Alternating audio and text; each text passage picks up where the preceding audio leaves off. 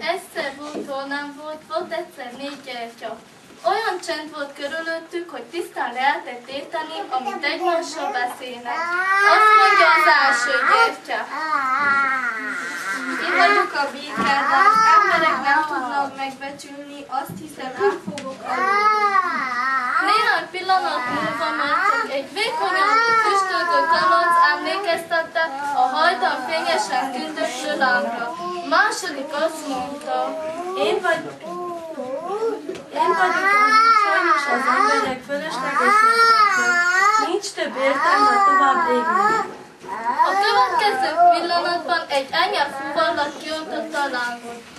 Azt mondja, szomorúan így szól a harmadik gyertya. Én vagyok a szeretet, nincs állunk tovább égni. Én vagyok a szeretet, nincs állunk tovább égni. Az emberek hiába vesznek, nincs állunk tovább égni. Én vagyok a rendszer. Hirtelen belépett egy gyermek, mikor meglátta 3 kialudt gyertyát, felkiáltott. Habib, mit történt? Hiszen nektek égletekkel mindenki. Elkeseredésében hirtelen sírva fakadt. Ekkor megszólal a 4. gyertya. Neki újra tudod gyújtani a gyertyát lángomból. Én vagyok ó. A gyermek szeme felragyogott. Megragadta a régéről levő gyertya, s lángjával új életet felkeltette a többi. Addurunk, hogy soha kínálódjon bennünk a reményt. Vegyünk el közöttük a kezedbe, ha már segít megőrizni az emberek szívében a hit, reményt és a szeretet létel amatát. Amen.